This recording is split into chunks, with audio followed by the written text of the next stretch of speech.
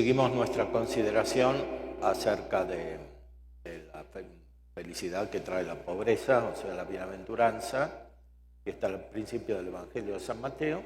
Ahora nos ayudamos de la teología de Santo Tomás, que sigue a San Agustín.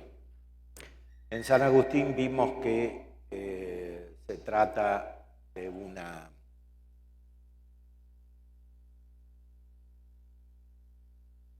En San Agustín vimos que se trata de una profunda actitud de humildad contraria a la soberbia.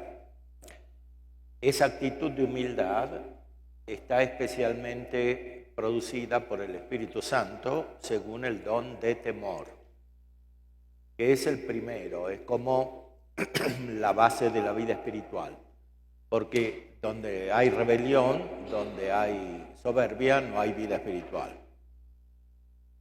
Vida espiritual en el sentido estricto del término, es decir, vida que viene del Espíritu Santo, que da la gracia de Dios. El Espíritu Santo comienza a actuar según el don de temor. Recordemos la doctrina básica sobre los dones del Espíritu Santo. Acompañan siempre la gracia. Siempre que está la gracia santificante, están los dones del Espíritu Santo. Cuando se pierde la gracia santificante, se pierden también los dones del Espíritu Santo. Esta gracia es vida espiritual, por eso se denomina muy especialmente gracia del Espíritu Santo. Y antes de tratar de los dones, Santo Tomás había explicado que el Evangelio es principalmente la gracia del Espíritu Santo y secundariamente el texto escrito, las conductas escritas, las conductas externas, los sacramentos. Entonces, el Espíritu Santo actúa produciendo una transformación interior muy profunda. Veamos cómo el Santo Doctor explica este don. Veamos cómo explica este don del Espíritu Santo de temor. El temor está enumerado entre los 7 dones del Espíritu Santo. Como ya hemos expuesto, el temor es múltiple porque está el temor mundano, este no es don del Espíritu Santo, está el temor servil, que es temor de la pena, que puede ser asimilado por la acción del Espíritu Santo, aunque no es lo principal. Y está sobre todo el temor filial. El temor filial es la reverencia del Hijo hacia el Padre.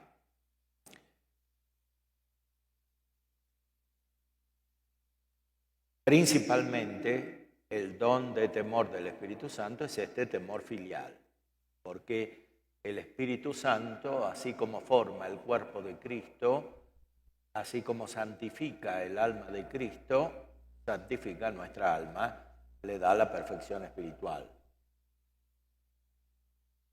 Y el principio de esa santificación en la conducta se da no solamente por las virtudes, sino por los dones del Espíritu Santo y especialmente por el don de temor que está al principio y que está conectado con la virtud de la esperanza.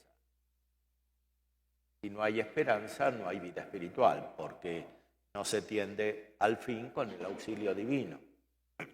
La virtud de la esperanza hace que podamos tener seguridad, certeza de conseguir con el auxilio divino el fin de la bienaventuranza y también los medios necesarios para la bienaventuranza, para llegar a la bienaventuranza, es decir, gracia, las virtudes e incluso los bienes externos que puedan servir, comenzando por los más espirituales y sagrados, como son los sacramentos, y terminando por los temporales. Por eso, eventualmente también salir de la pobreza en algunos casos podría ser objeto de la esperanza. Porque cuanto la pobreza material es un impedimento para la vida espiritual, también entra dentro del objeto de la virtud de la esperanza. El objeto secundario, que son los medios para alcanzar el fin, o sea, los actos necesarios, la gracia, los auxilios de Dios necesarios, que son sobrenaturales y también naturales y por tanto corporales.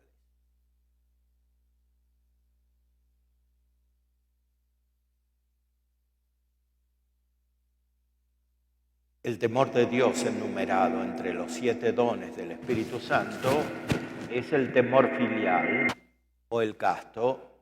Efectivamente dijimos que los dones del Espíritu Santo son ciertas perfecciones habituales de las potencias del alma por las que éstas se tornan dóciles a su moción, como las potencias apetitivas por la razón se tornan dóciles a las virtudes morales.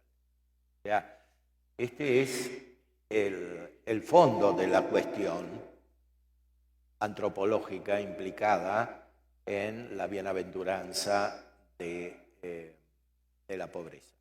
Es decir, un cambio interior. Ese cambio interior no se puede realizar sin la acción del Espíritu Santo, que transforma la rebeldía en temor de Dios, en una actitud de reverencia y por tanto de docilidad, de capacidad de aprender o capacidad de escucha. Escuchar a Dios, obedecer viene de escuchar, significa tener el corazón dócil para recibir algo que no es propio.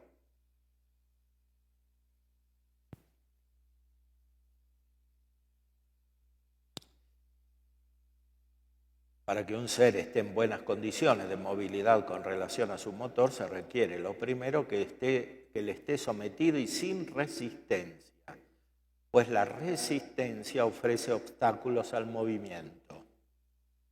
Y esto hace en realidad el temor filial o casto, ya que por el mismo reverenciamos a Dios y huimos no someternos a Él. Por eso precisamente el temor filial tiene como el primer lugar en escala ascendente entre los dones del Espíritu Santo y el último en la escala descendente, como expone San Agustín en el Sermón del Señor en la montaña, que es el texto que vimos anteriormente. Bueno, aquí hay unas nociones interesantes desde el punto de vista antropológico y de psicología espiritual. La noción de resistencia y la noción de movimiento. Si hay resistencia, en lo movido no hay movimiento. En este caso no hay movimiento espiritual, no hay operación espiritual. Eventualmente hay otro tipo de operaciones, pero no es propiamente la operación espiritual que consiste en un dinamismo que conduce al fin de la beatitud perfecta. Las bienaventuranzas son inicios todavía en la fe y en la esperanza de esa beatitud perfecta. Un inicio que se completa, se forma por la caridad. Por eso no puede existir don del Espíritu Santo sin la caridad, porque no está el completamiento, no está la forma, lo determinante, lo más importante. Eventualmente podría existir una esperanza y una fe informe, que es la esperanza y la fe que tienen los que perdieron la gracia. Pero no puede subsistir el don del Espíritu Santo, del temor y ninguno de los otros, con más razón. Entonces, el principio del camino espiritual es este don de temor. Veamos ahora más precisamente, todavía con la ayuda de Santo Tomás, cómo se conecta con la bienaventuranza de la pobreza.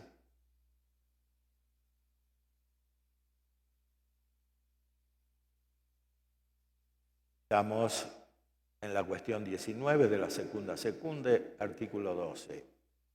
¿Es la pobreza de espíritu la bienaventuranza que corresponde al don del temor?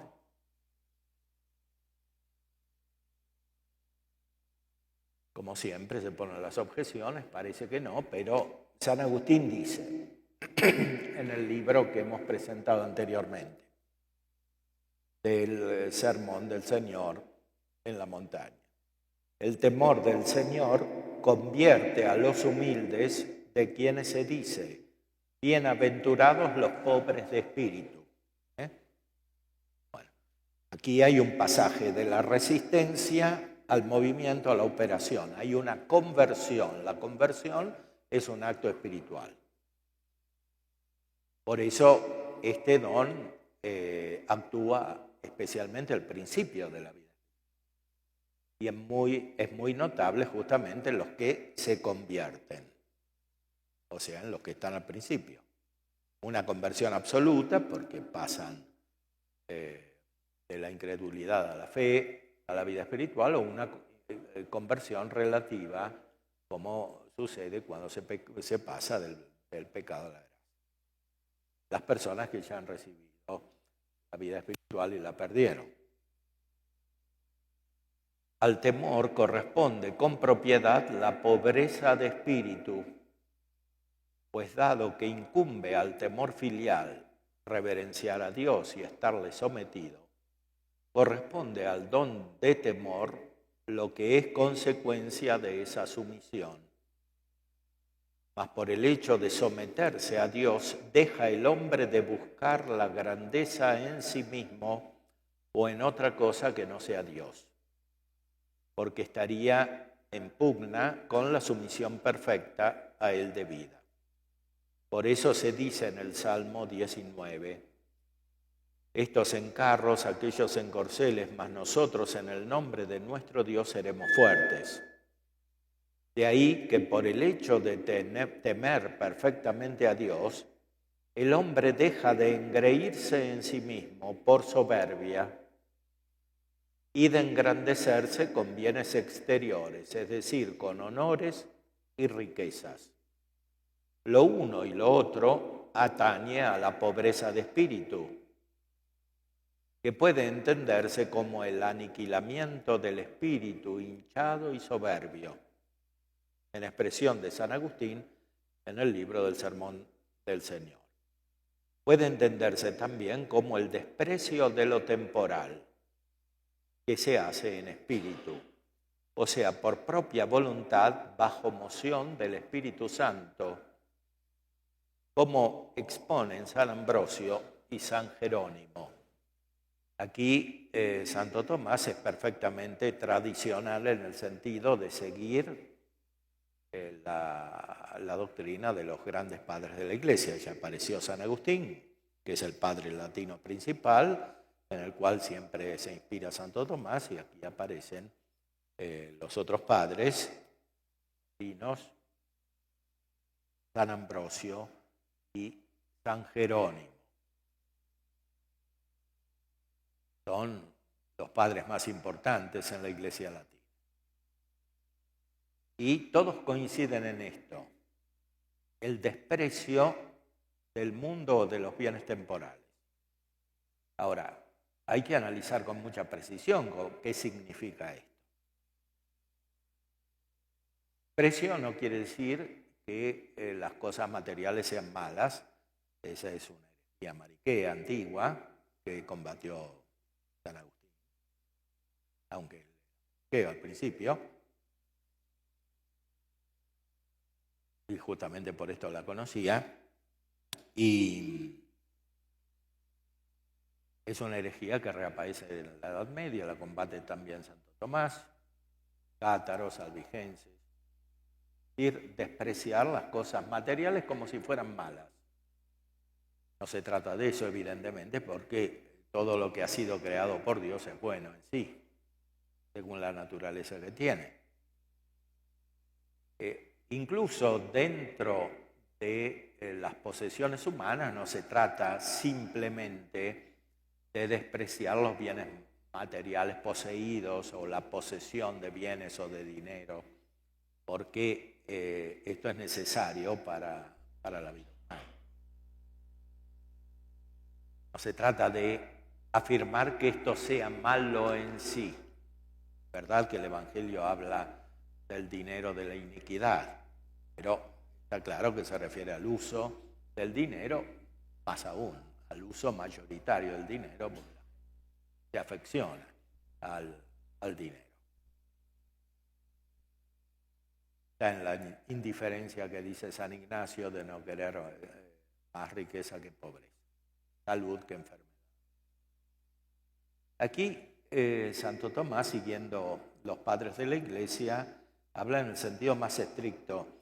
Desprecio quiere decir que uno tiene por más precio lo que es superior, es decir, la realidad de Dios, por supuesto, pero también las realidades de la vida espiritual, las realidades de la gracia y de los dones del Espíritu Santo. Entonces, por estos bienes espirituales se tiene como en menor precio lo que es material o incluso el uso de las cosas materiales, la posesión de las cosas materiales, la búsqueda de las cosas materiales.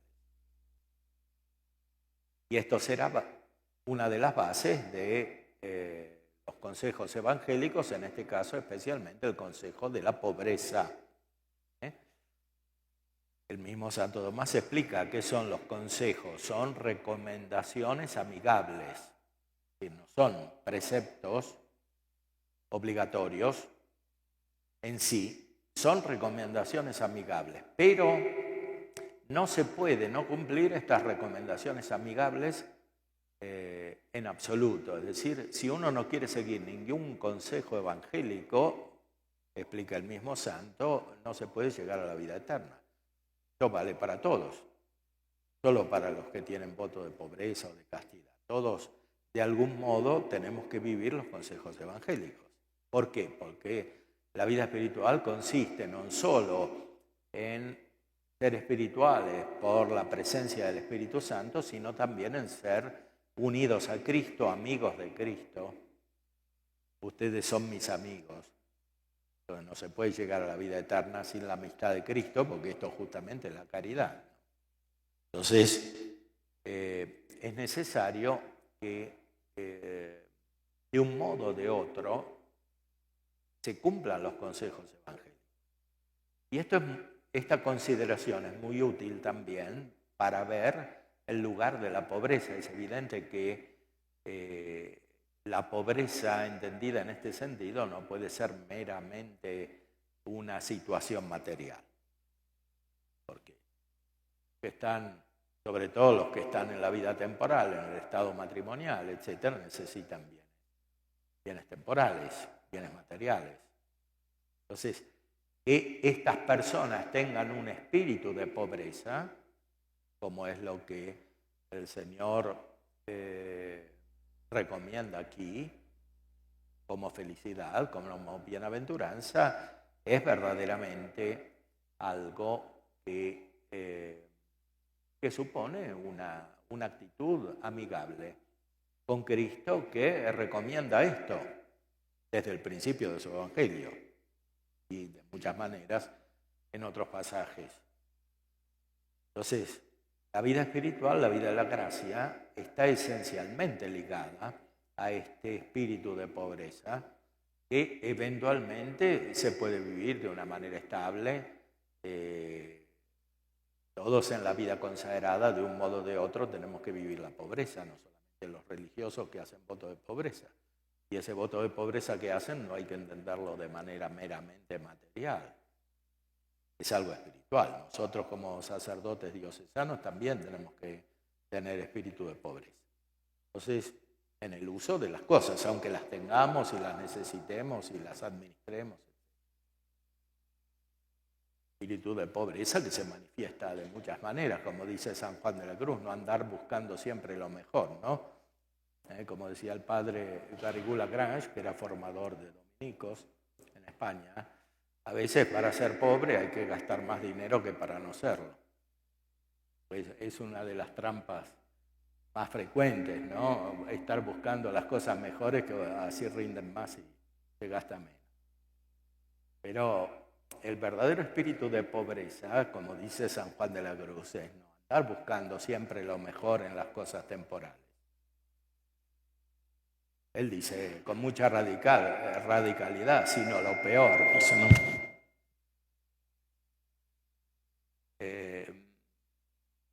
Es evidente que el espíritu de pobreza es evangelizador. Los franciscanos que vinieron aquí al principio tenían ese espíritu de pobreza, aunque las iglesias que hicieron para Dios no eran tan pobres, ¿no? Porque esos altares, etcétera, ojalá pudiésemos hacer todo eso ahora. Pero ahí también se puede vivir el espíritu de pobreza, porque en ese tipo de arquitectura, de arte, se muestra la gloria de Dios, y para mostrar esa gloria de Dios hay que desprenderse de bienes materiales, como la mujer que echó el perfume en los pies de Jesús, y los otros se quejaron y dijeron se podría haber dado eso a los pobres, ¿no? Una cosa es gastar para que el culto divino sea lo que debe ser, y otra cosa es para nuestra comodidad, o incluso para la comodidad de los fieles, porque tampoco se tienen que acostumbrar a demasiada comodidad, porque se trata justamente de inculcar en ellos una vida espiritual que implica necesariamente este espíritu de pobreza. Si ven que la vida cristiana no refleja efectivamente ese espíritu de pobreza, no lo van a poder asimilar. Pero repito que se trata más de algo espiritual que de algo material. Se trata más del uso de las cosas materiales que de la posesión de las mismas. Y además no se trata solamente de las cosas materiales, sino que la pobreza principal es espiritual respecto de lo espiritual. No estar aferrado al propio juicio, como hacen los soberbios, es una forma de pobreza espiritual.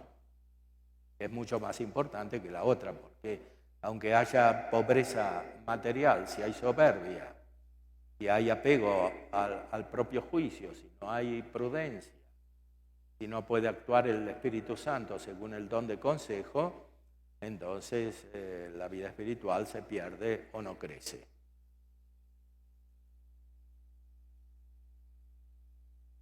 Se trata entonces de aniquilar el espíritu hinchado y soberbio. San Agustín tiene esa frase refiriéndose a sí mismo en las confesiones, ¿no? Nimis inflata facies, laudebat oculos meos. La cara demasiado hinchada cerraba mis ojos, aludiendo a su propia soberbia. Y como es un convertido, lo mismo que San Pablo, tiene mucha experiencia de lo que significa, experiencia propia, psíquica, de lo que significa el pasaje del pecado a la gracia. San Pablo, muy parecido, o sea, él perseguía a los cristianos y se creía que cumplía la ley, y la cumplía con más empeño, con más ahínco, fervor que otros incluso, pero esto no le servía para la unión con Dios. Solamente le sirvió el cambio que le trajo la gracia. Por gracia de Dios soy lo que soy. Solamente ahí San Pablo cambió, cuando encontró esa luz en el camino de Damasco. Entonces, se trata de un cambio principalmente interior que produce el Espíritu Santo. Santo Tomás también explica que la primera persona que llega es el Espíritu Santo, porque es el que produce este cambio interior. Y con este cambio interior es posible reconocer a Cristo. Recordemos lo que dice el Evangelio según San Juan, en el capítulo 8, cuando Cristo discute con los judíos, con los fariseos, y dice que van a morir en su pecado. Si no creen, van a morir en su pecado. ¿Por qué? Porque tenían un afecto negativo frente a Cristo, por odio, por envidia,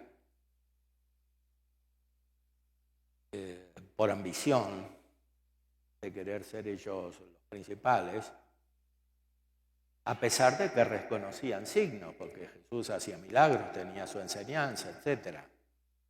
Y sin embargo no querían creer. Jesús les dice que van a morir en su pecado. No solo eso, sino que mienten cuando dicen que tienen por padre a Dios. Claro, seguían la religión como era revelada en el Antiguo Testamento, las normas de la ley, y sin embargo, cuando decían que tenían por padre a Dios, mentían. Cristo les dice, no, el padre de ustedes es el demonio. Ellos entienden, no hemos nacido de una... porque primero les dice que no tienen por padre a Dios. Ellos dicen, no somos hijos de una prostituta. Después les hace entender, ¿no? Que el padre espiritual de ellos no es el padre de Cristo, es el demonio. O sea, algo malo, una persona mala, o muchas personas malas, porque se produce un afecto negativo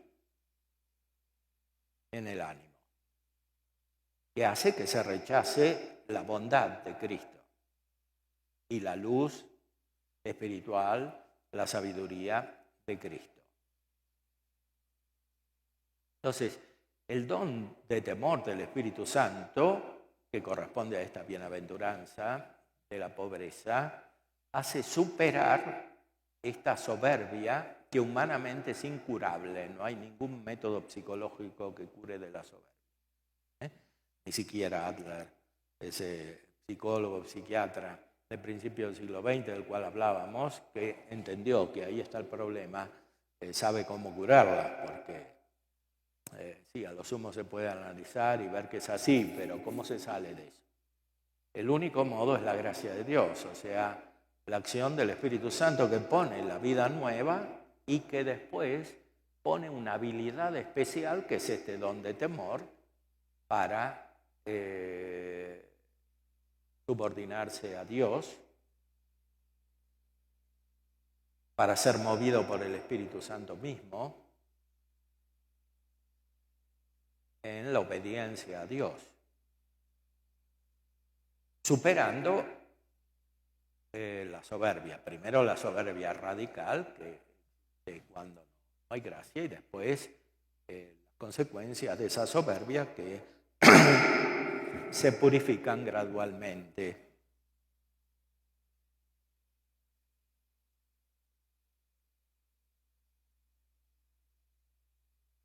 Veamos entonces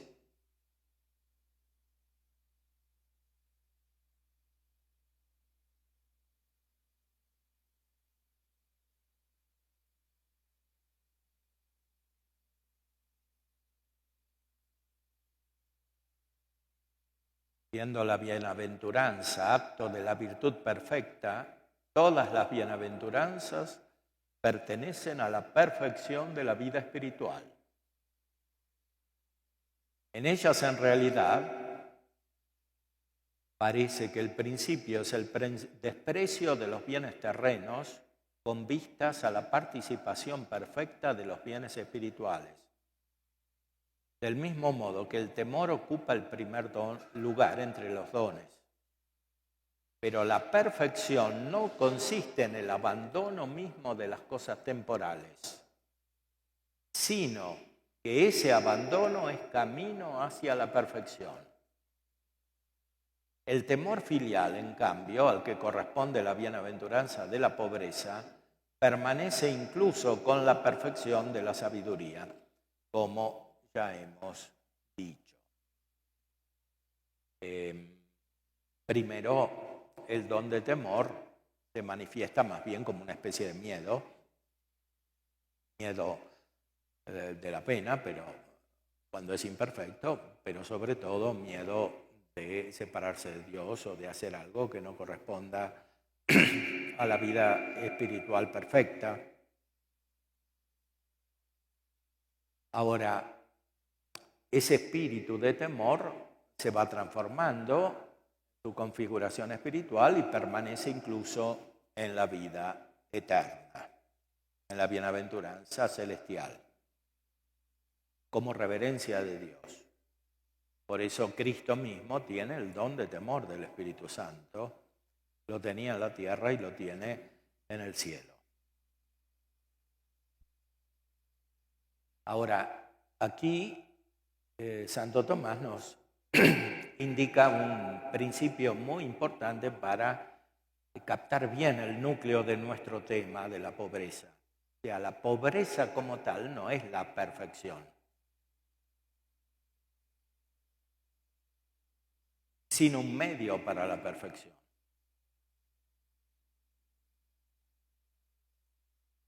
La pobreza en todos los niveles que hemos analizado no es la perfección. Es un instrumento para la perfección.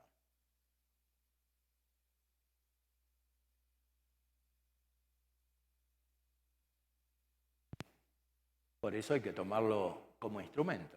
Instrumentos se utilizan según sirven. Esto es muy evidente respecto de la pobreza material, ¿no? Santo Tomás es muy realista, como sabemos, no solo en filosofía, sino también en teología. Explica, bueno, a algunos la pobreza les ayuda, pero a otros los daña, porque se hacen más rebeldes o incurren en múltiples delitos, o roban, o mienten, etc. Entonces, a cada uno la condición de pobreza le sirve según cómo está dispuesto. Ahora, la pobreza espiritual en el sentido profundo que hemos descrito le sirve a todos. Más aún, es necesaria para llegar a la perfección. Porque consiste como en un complemento de la esperanza. No podemos tener esperanza si estamos seguros de poseer algo definitivamente ahora, como si lo tuviéramos para siempre y fuera lo principal. Se acabó la esperanza, porque la esperanza es sustancia de algo que no vemos, como la fe, según la carta a los Hebreos. La fe es sustancia de las cosas que esperamos. O sea, es la realidad escondida, misteriosa, de algo que todavía no poseemos y por tanto tampoco vemos. Tenemos fe. La fe es oscura. No vemos la esencia de Dios, el ser de Dios, la Trinidad. Sino que nos vamos acercando en la oscuridad. Ese acercamiento no es solo cognoscitivo, es decir, no es solo acto de fe, es también operativo y por eso es acto de esperanza. O sea, operamos para alcanzar algo que no tenemos y estamos seguros de poder alcanzarlo con el auxilio divino, no con nuestras fuerzas, y por eso operamos. El don de temor del Espíritu Santo, que corresponde a esta bienaventuranza, que se ejercita en esta bienaventuranza, perfecciona de esta manera la esperanza.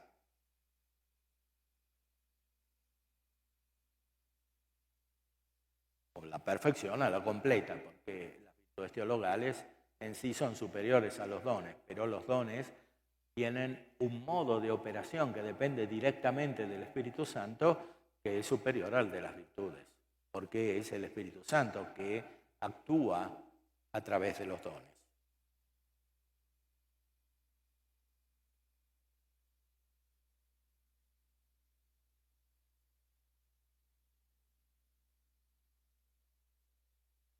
La esperanza implica movimiento de tendencia al término al que se encamina. El temor, en cambio, supone movimiento de receso respecto del término. Por eso la última bienaventuranza, término de la perfección espiritual, corresponde de manera adecuada a la esperanza a modo de objeto último. La primera bienaventuranza, en cambio, efecto del abandono de las cosas exteriores que obstaculizan la divina sujeción, corresponde de manera adecuada al temor. Todo el Evangelio está desarrollado de esta manera, sobre la base del temor que crece, porque evidentemente los interlocutores de Jesús no eran los mismos que los de San Pablo, que ya habían recibido el efecto de la pasión y la resurrección de Cristo y de la venida del Espíritu Santo. Estos estaban muy lejos, efectivamente, tenían que acercarse a la vida espiritual, no tenían vida espiritual, como San Mateo, que se convierte. Primero era recaudador de impuestos, probablemente avaro, o tal vez injusto, no sabemos, pero cuando pasa a Cristo cambia, recibe el don del Espíritu Santo de temor, sigue a Cristo. Otro no lo siguió, el hombre rico o el joven rico no lo siguió, se quedó con los bienes. Entonces, está en el centro del Evangelio esta pobreza que corresponde al don de temor del Espíritu Santo.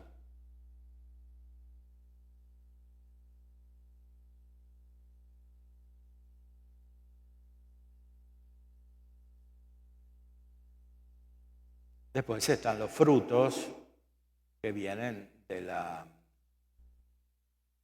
operación según los dones del Espíritu Santo. De los frutos corresponden al amor, los que se refieren al uso moderado o a la privación de las cosas temporales. Son estos la modestia, la continencia y la castidad. Estos frutos complementan la esperanza y hacen que se llegue efectivamente a la perfección de la vida espiritual como medios. La modestia es necesaria para todos, la castidad también, pero la virginidad perfecta o la continencia perfecta es fruto de un deseo especial que pone el Espíritu Santo. Nosotros también, como sacerdotes, tenemos el celibato, que no es simplemente una ley eclesiástica, es algo que viene del Espíritu Santo. Está bien que otros no lo tienen, los orientales,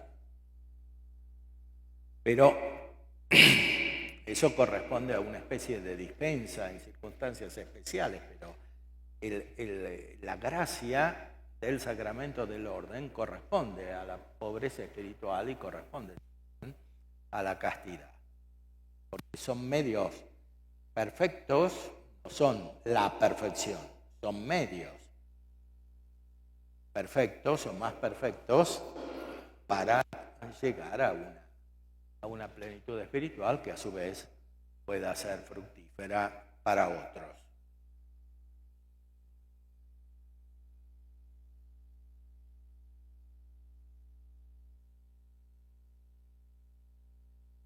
Otro tema importante es el hecho de que este don de temor permanece en la vida eterna, permanece en el cielo. Por eso los dones del Espíritu Santo conectan la tierra con el cielo. Operar según el Espíritu Santo prepara la vida celestial. En la patria no habrá ningún temor, de ningún modo temor servil. La patria es el lugar del Padre, o sea, la bienaventuranza, la cual se encuentra el Padre. Santo Tomás explica, el primero que llega es el Espíritu Santo. Por el Espíritu Santo reconocemos a Cristo. Los judíos de los cuales hablábamos no lo reconocían, lo veían más cerca que nosotros desde el punto de vista sensible, pero no reconocían en él al Hijo de Dios y al Mesías.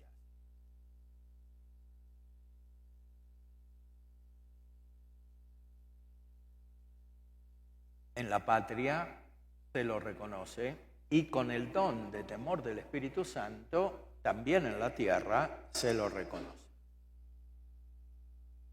El Espíritu Santo quita la rebeldía, cambia el corazón y se puede reconocer a Cristo como el Salvador. Y por Cristo se llega al Padre. Quien me ve a mí, ve al Padre que me envió. Por eso Santo Tomás explica que el último al cual llegamos es el Padre.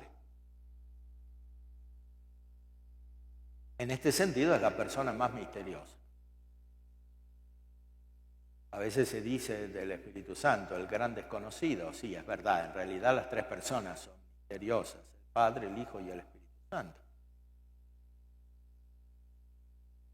Pero el Padre, en cierta manera, es el más misterioso porque no lo tenemos directamente aquí, sino que lo tenemos a través de la experiencia de recibir al Espíritu Santo y a la persona divina del Verbo encarnado. Estas dos personas son enviadas por el Padre. Las misiones divinas son la manifestación hacia la criatura de lo que sucede en la vida interna de Dios, es decir, de las procesiones trinitarias. El Padre engendra al Hijo. El Padre y el Hijo hacen proceder el Espíritu Santo. Eso que sucede en la vida trinitaria nos toca a nosotros. Recibimos al Hijo haciéndonos hijos por la acción del Espíritu Santo que une al Padre y al Hijo, porque procede del Padre y del Hijo. O sea, lo que está en la Trinidad está en nosotros, o mejor, como explican San Agustín y Santo Tomás, somos nosotros los que entramos en la Trinidad. Lo dicen también respecto de la Eucaristía. No es tanto que nosotros asimilamos a Cristo, es que Cristo nos asimila a nosotros. Eso es la vida espiritual. Por eso el Evangelio comienza de esa manera tan clara. Las bienaventuranzas son un mensaje tremendo. Sin las bienaventuranzas cae todo el sentido del Evangelio. Porque son la presentación del fin y de los medios, de los actos de la renovación necesaria para llegar a ese fin. Todo lo demás es una explicación de esto. Todo lo demás que viene en el Evangelio. Incluso la pasión y la resurrección de Cristo, porque estas se ordenan a la bienaventuranza. O sea, la pasión es para liberarnos de los pecados, para que podamos resucitar espiritualmente y corporalmente y por lo tanto llegar a la bienaventuranza perfecta. Bienaventuranza que se anticipa en la Eucaristía. La Eucaristía contiene la vida bienaventurada. La pasión y la resurrección de Cristo finalmente terminan en la Eucaristía, que es la presencia de Cristo. Esa presencia de Cristo es principalmente espiritual. Por eso Santo Tomás, que es el gran doctor eucarístico, cuando explica la Eucaristía, dice que lo principal de la Eucaristía es la comunión espiritual, no la comunión sacramental.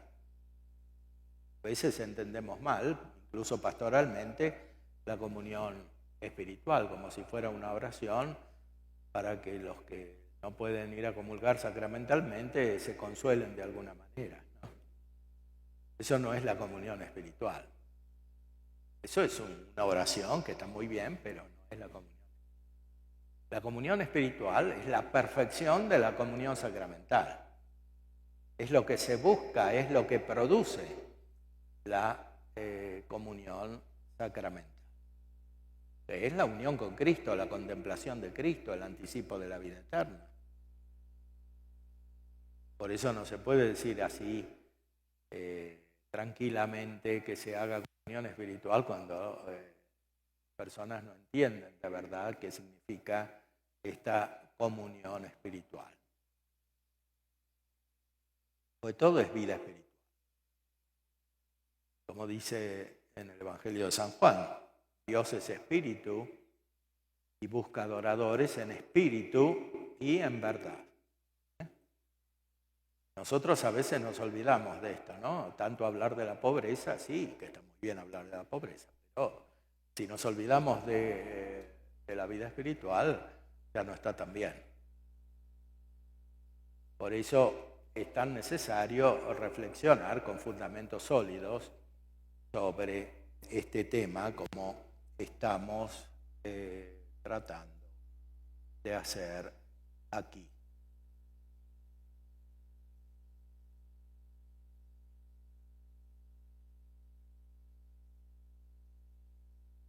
¿Disminuye el temor al crecer la caridad? No. Crece el temor al crecer la caridad, pero crece el temor filial, que es la perfección de este don, y disminuye el temor servil. Por eso San Pablo habla de la libertad de los hijos de Dios, es ley de libertad.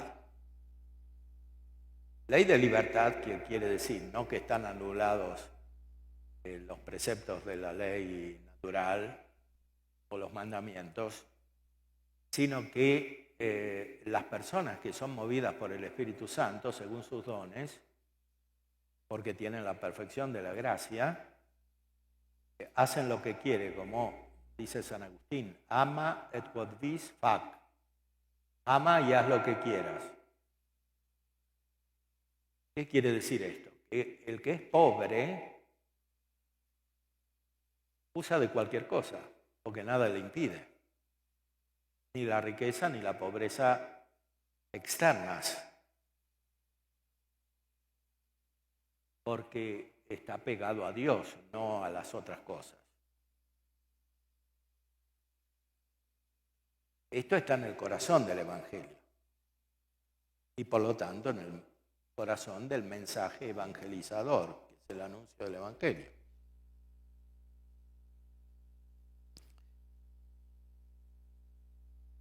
La caridad es la virtud última, perfecta, que corresponde perfectamente al Espíritu Santo, que es el amor en Dios. Es el primer reflejo del Espíritu Santo en nosotros.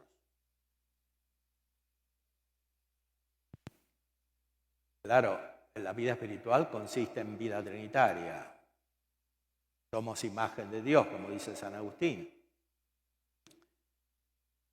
Por la memoria, el entendimiento y la voluntad, elevados por la gracia, y en cuanto se conectan con las personas divinas, tenemos la imagen perfecta de la Trinidad. Pero la que primero llega y transforma nuestra vida aquí es la presencia del Espíritu Santo por medio de la caridad. Esta presencia nos va configurando con Cristo, va configurando especialmente nuestra inteligencia para que tengamos la mente de Cristo, como dice San Pablo. Y solo de esa manera podemos decir Abba Padre, como dice San Pablo en la carta a los Romanos 8. Es decir, encontrar al Padre. Ese decir Abba Padre, dar culto al Padre, un culto espiritual, es propio de la vida espiritual perfecta, especialmente del don de piedad. Del don de piedad. Después reflexionaremos acerca de este don de piedad a propósito del segundo tema que vamos a tratar aquí. Es decir, cómo actuar respecto de la pobreza, cómo actuar cuando la pobreza afecta a los hombres de distintas maneras. Se actúa por caridad y por tanto por misericordia, que es una consecuencia de la caridad. Después viene la limosna, ¿no? Y el texto Dilexite habla al final de la limosna y en la misma suma de Santo Tomás se habla de la limosna como una consecuencia de la caridad. Eso sí, es una operación externa para eliminar la pobreza. Pero la situamos adecuadamente cuando la vemos desde la caridad, que es la virtud más perfecta. En la caridad se conecta todo, se conectan las virtudes teologales, se conectan las virtudes cardinales infusas con la gracia y se conectan los dones del Espíritu Santo. Y se forma así el que se puede llamar analógicamente organismo espiritual. Es como un cuerpo espiritual, con muchas facultades para operar a imagen de Dios.